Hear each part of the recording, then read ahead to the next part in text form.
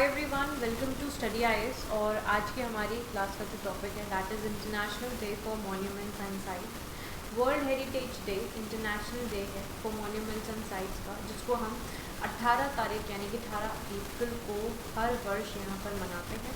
ठीक है, अब इसमें क्या सारी चीज़ें होती हैं इसको हम लोग कवर करेंगे इस पर्टिकुलर वीडियो में।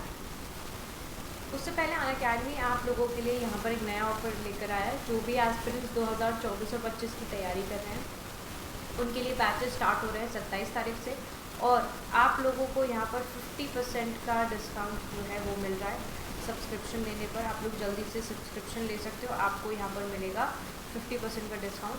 बस यहाँ पर एक कोड का इस्तेमाल करना AMS Live। जब भी आप लोग इस कोड का यूज़ कर रहे हो तब आपको यहाँ पर जो डिस्काउंट है वो इजीली मिल जाएगा। ठीक है, बट आपको कोड यहाँ पर इस्तेमाल करना पड़ेगा। इसके बाद अनअकैडमी आप लोगों के लिए एक और नया ऑफर लेकर आया जिसमें अभ्यर्थी से अधिकारी तक के यहाँ पर आपका जो सफ़र है वो अनअकैडमी पूरी तरीके से यहाँ पर कवर करेगा आपके साथ। ठीक है, अगर जब आप लोग यहाँ पर 2 साल तक का सब्सक्रिप्शन लेते हो, ठीक है, मान लीजिए कि आप किसी भी पॉइंट ऑफ स्टेज पर नहीं क्लियर कर पाए अपने एग्ज़ाम, तो अनअकैडमी यहाँ पर आपको 100% रिफंड भी देगा। ओके, चलिए आगे बढ़ते हैं। अनअकैडमी आप लोगों के लक्ष्य बैच लेकर आया है जो कि कंप्लीट हिंदी बैच है, इसमें एनरोल कर सकते हो आप। देन यहाँ पर आरंभ बैच है, आप लोग इसमें भी एनरोल कर सकते हैं। आपको स्कॉलरशिप टेस्ट है 23 तारीख को, आप लोग इसमें भी एनरोल कर सकते हो, 11 बजे होगा। चलिए अब बात करते हैं यहाँ पर अपने वर्ल्ड हेरिटेज डे की। तो देखिए, वर्ल्ड हेरिटेज डे को हम लोग यहाँ पर international day for monuments and sites भी बोलते हैं, जिसको कब 18 अप्रैल को यहाँ पर मनाया जाता है। सिग्निफिकेंस कह दी कि इसको सेलिब्रेट किया जाता है ताकि हम अवेयरनेस रेज कर सकें, इम्पोर्टेंस बता सकें अपने कल्चरल हेरिटेज की, और यहाँ पर सेलिब्रेट कर सकें जो डाइवर्सिटी है, जो यहाँ पर हमारी ह्यूमन हिस्ट्री जो है वो शेयर करें।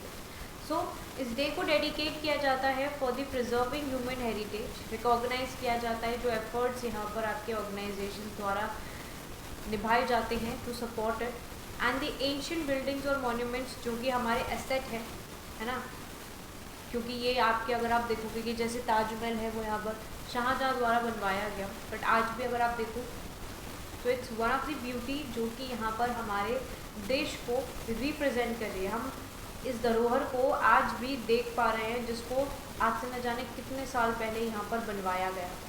ठीक है, तो यही सारी चीज़ें कि हम अपने देश का जो कल्चर है उसको जी पा रहे हैं, उसको देख पा रहे हैं, समझ पा रहे हैं, हमें पता है कि हमारी हिस्ट्री में क्या हुआ है ना, उन सारी चीज़ों को हम लोग रिलेट कर पाते हैं।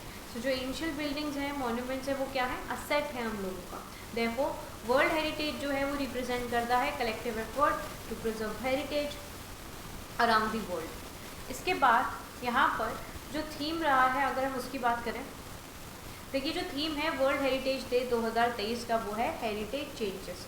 अब हर वर्ष international council on monuments and sites का प्रपोज करता है एक theme for the activities to be organised by its members at partners and anyone who wants to join in marking the day. A different theme is featured each year and events and activities are organized around the world to promote the protection and preservation of cultural heritage. History of the day की बात करें तो the day was established by International Council on Monuments and Sites। ठीक है, तो यहाँ पर ये जो डे है इसको इस्टेब्लिश किया गया था किसके द्वारा, international council on monuments and sites द्वारा। 1982 में एक सेमिनार हुई थी आपकी तुनीसिया में, which was later approved by the United nation general assembly 1983 में at the 22nd session of UNESCO conference. अब यहाँ पर जो आपका इकोमॉस ऑर्गेनाइजेशन है इसको इस्टेब्लिश किया गया था on the principle put down in the Venice charter, also known as the 1964 international charter on the conservation and restoration of monuments and sites. Okay, so ये जो टॉपिक है हमारा काफ़ी इम्पोर्टेंट है। इसके साथ साथ अगर हम बात करेंगे आपके जो monument of national importance of India है उनके बारे में जानकारी लेंगे। देखिए, मॉन्यूमेंट्स ऑफ नेशनल इम्पोर्टेंस ये ऑफिशियली कंजर्व किए जाते हैं हमारे आर्कियोलॉजिकल सर्वे ऑफ इंडिया द्वारा, जो कि फंक्शन करता है in accordance with the ancient monuments and archaeological sites and remains act of 2010। issues की बात करें, see according to 2013 audit conducted by Comptroller and Auditor General, there are 24 untraceable monuments that are still being considered as the monuments of national importance. अब यहाँ पर जो number है they might actually be higher due to lack of proper documentation. देखिए यहाँ पर क्या है कि 2013 में जो ऑडिट कंडक्ट हुआ था हमारे CAG द्वारा, तो वहाँ पर बताया गया था कि हमारे यहाँ पर 24 अनट्रेसेबल मॉन्यूमेंट्स हैं जो कि अभी तक कंसिडर्ड, मतलब they are still being considered as monument of national importance. अब यहाँ पर ये नंबर ज़्यादा भी हो सकता है. क्यों? क्योंकि यहाँ पर एक प्रॉपर डॉक्यूमेंटेशन इनका नहीं है. वहीं पर this and many other problems with India's monuments are the subject of recent government report, जिसका टाइटल है report on monuments of national importance, the urgent need for rationalisation. अब जो रिपोर्ट है वो आइडेंटिफाई करती है बहुत सारी problems with India's monuments of national importance and suggest ways to fix them up. Okay, चलिए इसके बाद यहाँ पर आप देख सकते हो इस पर्टिकुलर मैप में आपको there are the list of UNESCO world heritage sites जो कि हमें हिंदुस्तान में देखने को मिलती हैं. ठीक है, तो आप इस मैप में ये सारी जगह देख सकते हो. ओके,